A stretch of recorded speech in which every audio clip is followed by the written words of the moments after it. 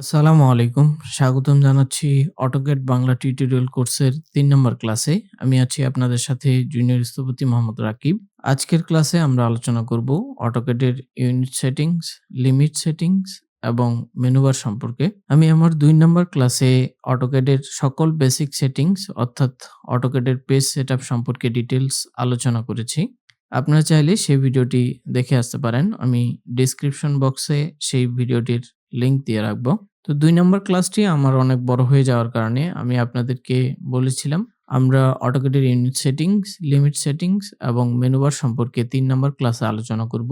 তো চলুন আমরা আমাদের ৩ নম্বর ক্লাসটি শুরু করি।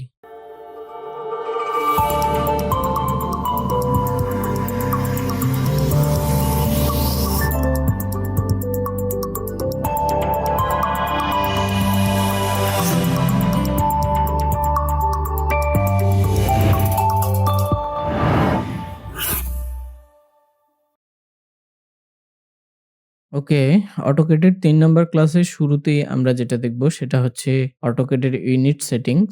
ইউনিট সেটিংস করার আগে আমরা ইউনিট সম্পর্কে একটু ক্লিয়ার ধারণা নেই। ইউনিটস বলতে আমরা যেটা বুঝে থাকি সেটা হচ্ছে পরিমাপের একটা নির্দিষ্ট একক। অর্থাৎ আমাদেরকে বিভিন্ন সময় বিভিন্ন ইউনিটসে কাজ করতে হতে পারে। বিভিন্ন ধরনের পরিমাপ নিয়ে কাজ করতে হতে পারে।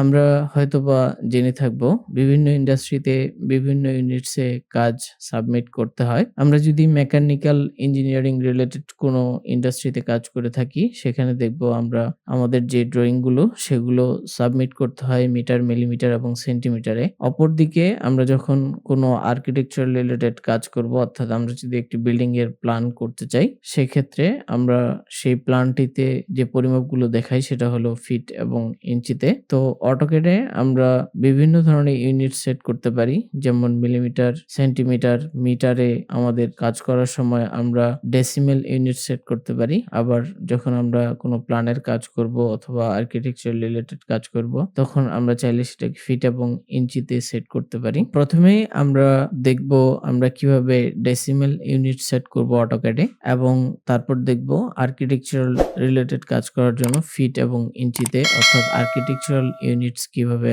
আমরা অটোক্যাডে সেট করব।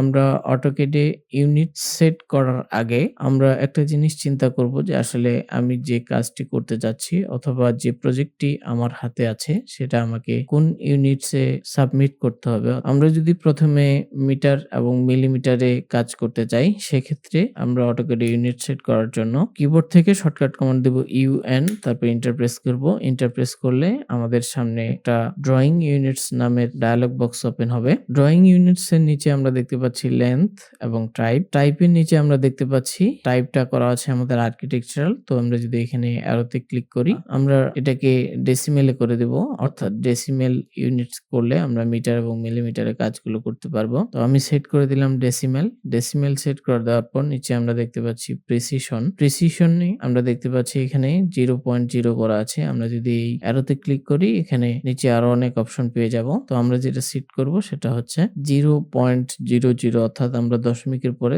দুটি সংখ্যা দেখতে চাচ্ছি। আমরা যখন আমাদের এই ইউনিটসটাকে সেট করব অর্থাৎ আমরা যখন কোনো পরিমাপ দেখব তখন আমরা দশমিকের পরে দুটি সংখ্যা দেখতে পাবো। তো আমরা 0.00 সেট করে দিলাম। তারপর আমরা নিচে দেখতে পাচ্ছি ইউনিটস টু স্কেল। আমরা ইউনিটস টু স্কেলটাকে করে দেব মিলিমিটার অর্থাৎ মিটার, মিলিমিটার এবং সেন্টিমিটারের মধ্যে মিলিমিটারটা সবচাইতে ছোট একক। অর্থাৎ আমরা যদি মিলিমিটার করে দেই তাহলে আমরা মিলিমিটারও দেখতে পাবো, মিটারও দেখতে পাবো, সেন্টিমিটারও দেখতে পাবো। সেক্ষেত্রে আমরা সবসময় ইউনিটস টু স্কেলটাকে সবচাইতে ছোট যে ফরম্যাট সেটাতে সেট করে নিব। তো আমরা মিলিমিটার করে দেওয়ার পর এখন যদি আমি ওকে প্রেস করি তাহলে আমার অটোক্যাডে ইউনিট সেট হয়ে গেল ডেসিমাল ইউনিট অর্থাৎ আমরা এখন মিটার, মিলিমিটার এবং সেন্টিমিটারে কাজগুলো করতে পারবো। তো আমাদের ইউনিটস সফলভাবে সেটিংস হলো কিনা সেটা দেখার জন্য আমরা চলে যাচ্ছি আমাদের লাইন কমান্ডে। আমি একটা যদি লাইন নেই, আমি লাইন ড্র করার সাথে সাথে আপনার উপরে দেখতে পাচ্ছেন সেটার পরিমাপ উঠতেছে। আমরা দেখতে পাচ্ছি এখন আছে 33 33.28 অর্থাৎ 33 মিলিমিটার আমরা দশমিকের পরে দুটি সংখ্যা দেখতে চাচ্ছিলাম। তো আমাদেরকে দশমিকের পরে দুটি সংখ্যাই দেখাচ্ছে। তো আমরা এটা দেখে বুঝলাম যে আমাদের AutoCAD এর ইউনিট সেটটা সেটা ডেসিমেলে হয়ে গেছে। এখন ধরুন আমরা একটা বিল্ডিং এর প্ল্যান করব। তো বিল্ডিং এর প্ল্যান করার ক্ষেত্রে আমরা বিল্ডিং এ যে ইউনিটস এ কাজ করব সেটা হচ্ছে ফিট এবং ইঞ্চিতে। তো ফিট এবং ইঞ্চিতে কাজ করতে হলে এখন আমাদেরকে AutoCAD এর ইউনিটসটাকে চেঞ্জ করতে হবে। তো চেঞ্জ করতে হলে এখন আমরা আবার ইউএন প্রেস করে এন্টার প্রেস করব। এন্টার প্রেস করলে আমাদের মাঝে আবার ড্রয়িং ইউনিটস নামে ডায়ালগ বক্সটি চলে আসবে। এখন আমরা টাইপটাকে করে দেব আর্কিটেকচারাল, অর্থাৎ আমরা যখন ফিট এবং ইঞ্চিতে কাজ করব তখন আমরা আমাদের যে লেন্থ টাইপ সেটাকে করে দেব আর্কিটেকচারাল। আর্কিটেকচারাল করে দিলেই আমাদের প্রিসিশন অটোমেটিক্যালি ফিট এবং ইঞ্চিতে চলে আসবে। তো আমরা এটাকে সেট করে দিব 1.5 ইঞ্চ, অর্থাৎ আমরা হাফ ইঞ্চি পর্যন্ত মাপগুলো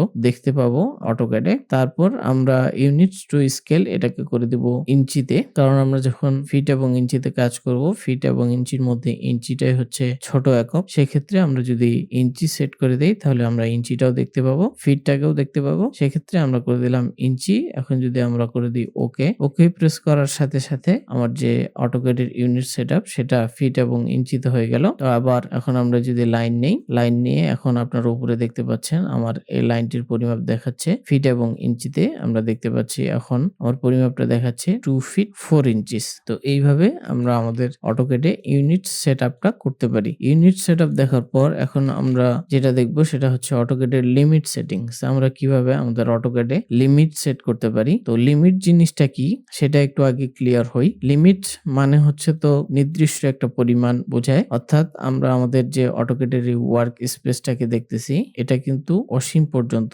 অর্থাৎ এক্স অক্ষ বরাবর এটা অসীম পর্যন্ত, এর নির্দিষ্ট কোনো সীমারেখা নেই। আবার ওয়াই অক্ষ বরাবর এটা অসীম পর্যন্ত, এটার কোনো নির্দিষ্ট সীমারেখা নেই। আর এক্স অক্ষ এবং ওয়াই অক্ষ যেখানে মিলিত হয়েছে এটা হলো 0 অর্থাৎ এই পয়েন্টটা 0 তে অবস্থিত। এটা হচ্ছে আমাদের লোয়ার লেফট কর্নার, যেহেতু এটা আমাদের বাম পাশে এবং নিচের দিকে সেহেতু এটা আমাদের লোয়ার লেফট কর্নার। তারপর আমরা যদি বিবেচনা করি আমাদের এক্স অক্ষটা অর্থাৎ আমাদের এই রেড লাইনটা বরাবর ডান দিকে এবং ওয়াই অক্ষ বরাবর যে সবুজ লাইনটা উপরের দিকে, এই দুইটাই যদি আমরা মিলিত করি, মিলিত করে আমরা যদি এই রাইট সাইডে উপরের অংশটাতে নিয়ে আসি তাহলে এটা হবে আমাদের রাইট সাইড আপার কর্নার। আমি আপনাদেরকে এখানে একটু ক্লিয়ার করে বোঝাই।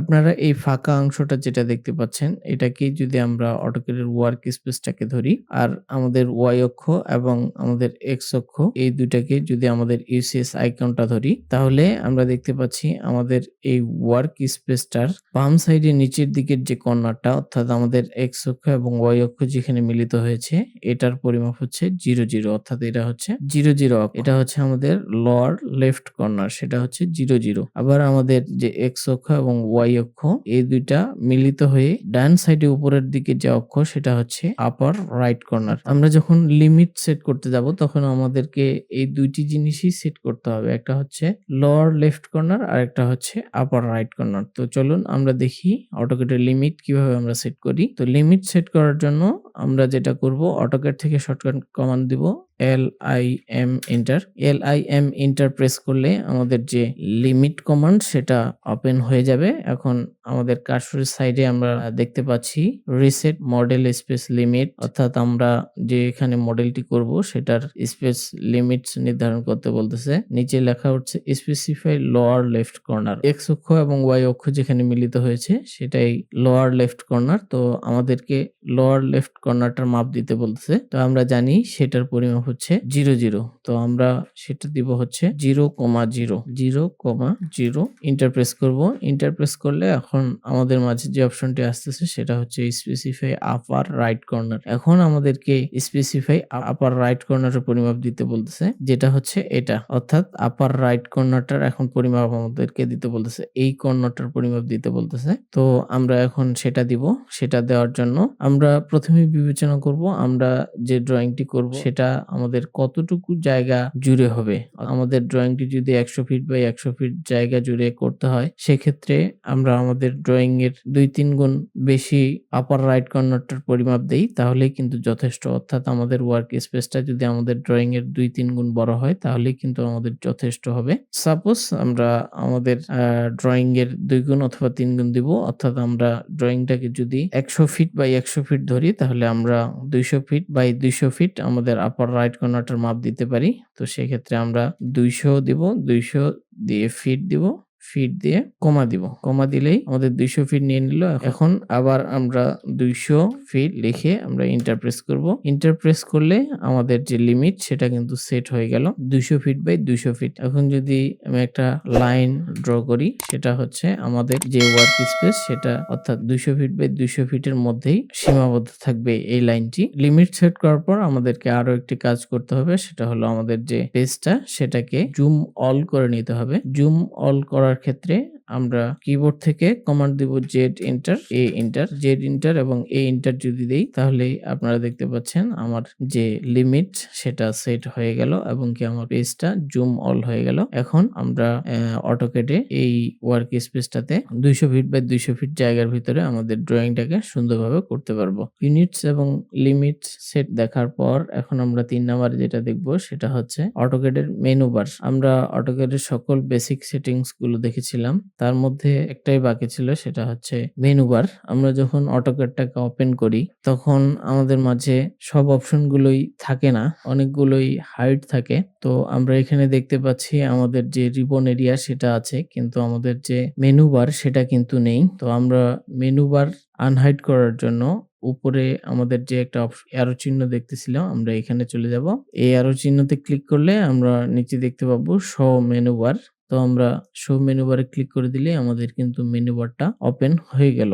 মেনু বার বলতে আমরা যেমন মাইক্রোসফট ওয়ার্ডে দেখি file, edit, view, insert, format, অর্থাৎ অটোক্যাডের যাবতীয় যত বারগুলো আছে সবগুলোই এই মেনু বারের আওতাভুক্ত। আমরা যদি ফাইলে যাই তাহলে দেখতে পাবো সেভ, নিউ, ওপেন, ক্লোজড এগুলো আছে। আবার এডিটে যদি যাই, আমরা এডিটে গেলে সকল ধরনের যে টুলবারস গুলো সেগুলো পেয়ে যাব, কপি, পেস্ট সবকিছু পেয়ে যাব। আবার যদি আমরা এই আরোতে ক্লিক করি, আমরা যদি হাইড মেনু বারে ক্লিক করে দিই, এখন কিন্তু আমাদের মেনু বারটা চলে গেছে, অর্থাৎ হাইড হয়ে গেছে। এভাবে আমরা মেনু বার হাইড এবং আনহাইড করতে পারি। আমরা যদি আমাদের এগুলো কোনো কিছুই না পাই, অর্থাৎ আমরা যখন দেখব আমাদের রিবন এরিয়া অথবা আমাদের ড্র টুলবার কোনো কিছুই নেই, তখন কিন্তু আমরা এই মেনু বারের মাধ্যমে আমরা সকল কিছুকে ফিরে আনতে পারি। আমরা যদি রিবনটাকে হাইড করে দেই আর IBB এন্টার প্রেস করলাম, আমাদের রিবন হাইড হয়ে গেল। এখন কিন্তু আমাদের আর কোনো কিছুই নেই। আমরা যদি কমান্ড লাইনটাকে হাইড করে দেই, এখন আমাদের মাঝে কোনো কিছুই নেই।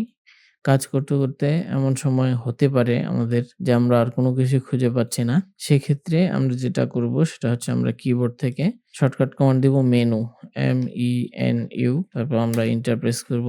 মেনু লিখে এন্টার প্রেস করলে আমাদের মাঝে এমন একটা অপশন চলে আসবে। এখানে আমরা দেখতে পাচ্ছি এক্যাড। আমরা এক্যাডটাকে খুঁজে বের করব।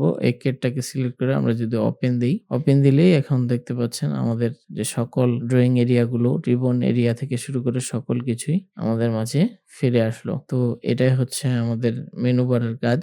তো আমরা অটোক্যাডের ৩ নাম্বার ক্লাসে দেখলাম ইউনিট সেটিংস, লিমিট সেটিংস এবং মেনু বার। চতুর্থ ক্লাসে আমরা অটোক্যাডের বিভিন্ন কমান্ড সম্পর্কে আলোচনা করব। আমরা কমান্ডের দিকে অগ্রসর হব। তো আশা করি আজকের ভিডিওটি আপনাদের ভালো লেগেছে। ভিডিওটি ভালো লেগে থাকলে আপনারা অবশ্যই ভিডিওটিতে একটা লাইক দিবেন, শেয়ার করবেন।